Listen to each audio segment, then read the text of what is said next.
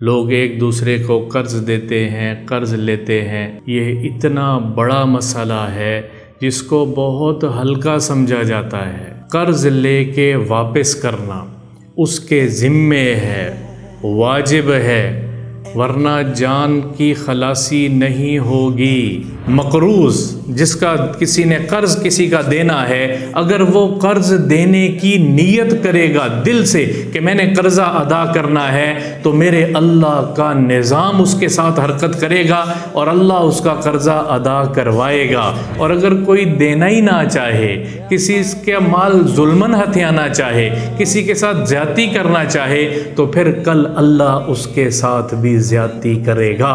اور اس پہ ایک دعا سکھائی ہے، اللہم انی اعوذ بک من الہم والحزن، اللہم انی اعوذ بک من العجز والکسل، واعوذ بک من البخل والجبن، واعوذ بک من غلبۃ الدین وقہر الرجال۔ تو یہ دعا صبح و شام پڑھا کر، اللہ تیرے قرضوں کی ادائیگی کا بندوبست اپنے غیب کے خزانے سے کرے گا۔ یہاں بیٹھا ہوا، یہاں دل کا مفتی بتا رہا ہے کہ تو ٹھیک کر رہا ہے یا غلط کر رہا ہے۔ کسی کی کوئی نہیں سنی جائے گی، حشر کا میدان ہوگا، اور تو نے اگر کسی کا مال ہضم کیا ہوگا تو اللہ کی قسم قرآن اور حدیث کو دیکھ کے کہہ رہا ہوں، کوئی خلاصی نہیں ہوگی، کوئی خلاصی نہیں ہوگی۔ مرنے سے پہلے اگر میں نے کسی کا دینا ہے، ایک دھیلا، ایک روپیہ ہی کیوں نہ ہو، خلاصی نہیں ہوگی۔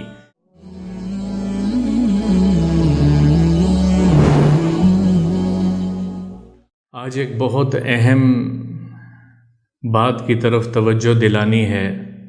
روز مرہ کے معاملات میں ہم لوگوں سے قرض لیتے ہیں، لوگ ایک دوسرے کو قرض دیتے ہیں، قرض لیتے ہیں۔ قرض حسنہ کر کے کسی سے قرض لیا ہوا، اس کی ادائیگی میں کوتاہیاں ہوتی ہیں۔ یہ اتنا بڑا مسئلہ ہے جس کو بہت ہلکا سمجھا جاتا ہے۔ قرض لے کے واپس کرنا اس کے ذمے ہے، واجب ہے، ورنہ جان کی خلاصی نہیں ہوگی۔ ان اللہ یأمرکم ان تؤدوا الامانۃ الی اہلها، امانات کو واپس کرنا میرے اللہ کا حکم ہے۔ اور یہ اس پہ میرے نبی پاک صلی اللہ تعالی علیہ وسلم نے بہت وضاحت کے ساتھ احادیث بیان فرمائی ہیں۔ ایک صحابی روایت کرتے ہیں، کنّا جلوساً عند رسول اللہ صلی اللہ تعالی علیہ وسلم، ہم رسول اکرم صلی اللہ تعالی علیہ وسلم کی مجلس میں بیٹھے ہوئے تھے، تو اچانک اللہ کے نبی نے رفع رأسہ، آسمان کی طرف نظر اٹھائی، آسمان کی طرف دیکھا، اور پھر نظر واپس آئی اور یوں اپنی ہتھیلی کو یہاں ماتھے پہ یوں رکھ لیا یا اس طرح سے رکھ لیا، اور فرمایا نزل التشدید، اللہ نے بہت بڑا حکم نازل کیا ہے، اللہ نے بڑی سختی کے ساتھ ایک حکم نازل کیا ہے۔ تو صحابہ میں جرت نہیں ہوئی کہ فوری طور پہ پوچھ لیں کہ کیا حکم ہے۔ یہ راوی روایت کرتے ہیں، میں نے اگلے دن پوچھا، یا رسول اللہ کیا تشدید نازل ہوئی تھی، کیا حکم نازل ہوا تھا؟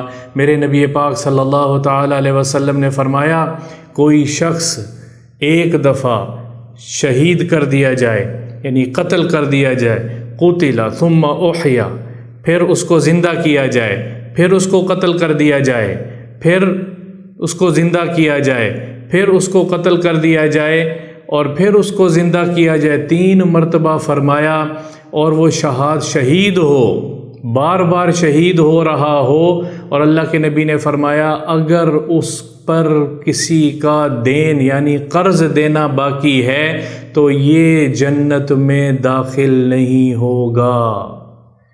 اتنی بڑی وعید ہے، اتنی بڑی وعید ہے، اور بڑی آسانی کے ساتھ لوگ کہہ جاتے ہیں کہ کل میرے سے قیامت کے دن لے لینا۔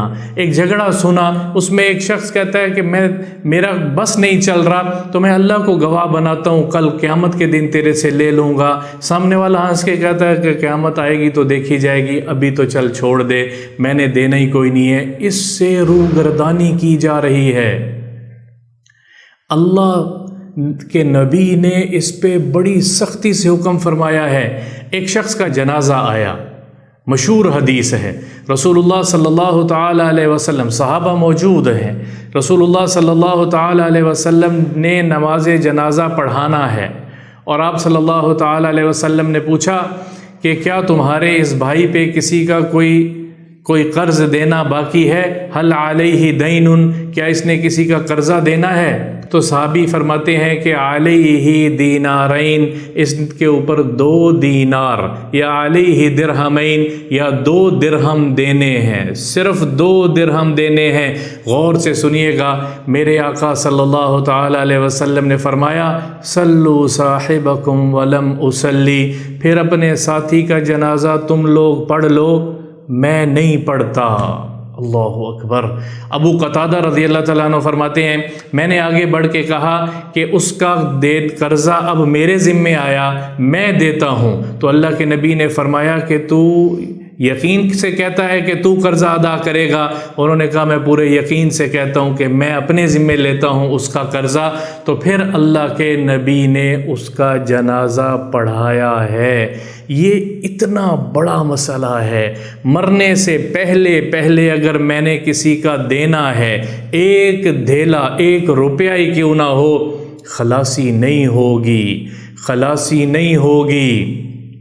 ایک اور آپ کو حدیث سناتا ہوں۔ فجر کی نماز کے بعد ایک شخص کا جنازہ لایا گیا۔ رسول اللہ صلی اللہ تعالیٰ علیہ وسلم جنازہ پڑھانے سے تھوڑی دیر پہلے پوچھنے لگے کیا اس کے قبیلے کا کوئی فرد یہاں موجود ہے؟ سب خاموش رہے۔ 3 مرتبہ پوچھا کیا اس کے قبیلے سے کوئی فرد، اس کا رشتہ دار، کوئی عزیز موجود ہے؟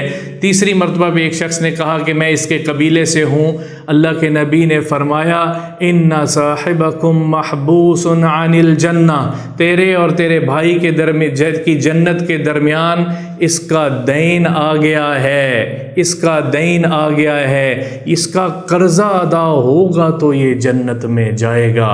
اور ایک روایت میں آتا ہے معلقن، اس کو معلق کر دیا جاتا ہے کہ دنیا میں کسی سے قرض لیا تھا اور واپس کیے بغیر اللہ کے پاس آ گیا ہے، واپس کیے بغیر آ گیا ہے۔ حق ہے، کسی کے پیسے دینے ہیں، کسی کے ساتھ دھوکہ نہ کرو، کسی کے ساتھ فراڈ نہ کرو۔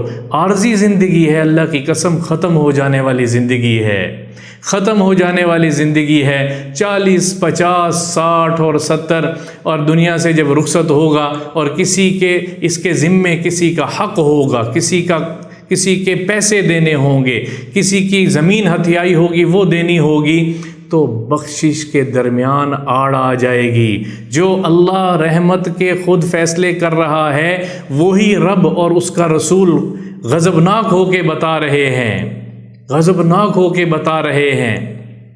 پھر اس کا حل بھی بتایا ہے، کسی کا قرض دینا ہو۔ ایک روایت میں رسول اللہ صلی اللہ تعالیٰ علیہ وسلم نے فرمایا مقروض، جس کا کسی نے قرض کسی کا دینا ہے، اگر وہ قرض دینے کی نیت کرے گا دل سے کہ میں نے قرضہ ادا کرنا ہے، تو میرے اللہ کا نظام اس کے ساتھ حرکت کرے گا اور اللہ اس کا قرضہ ادا کروائے گا، صورتیں اور شکلیں پیدا کروائے گا۔ اور اسی حدیث میں اگلا حصہ ہے اور اگر کوئی دینا ہی نہ چاہے، کسی کا مال ظلمن ہتھیانا چاہے، کسی کے ساتھ زیادتی کرنا چاہے، تو پھر کل اللہ اس کے ساتھ بھی زیادتی کرے گا، پھر کل اللہ اس کے ساتھ بھی سختی سے پیش آئے گا۔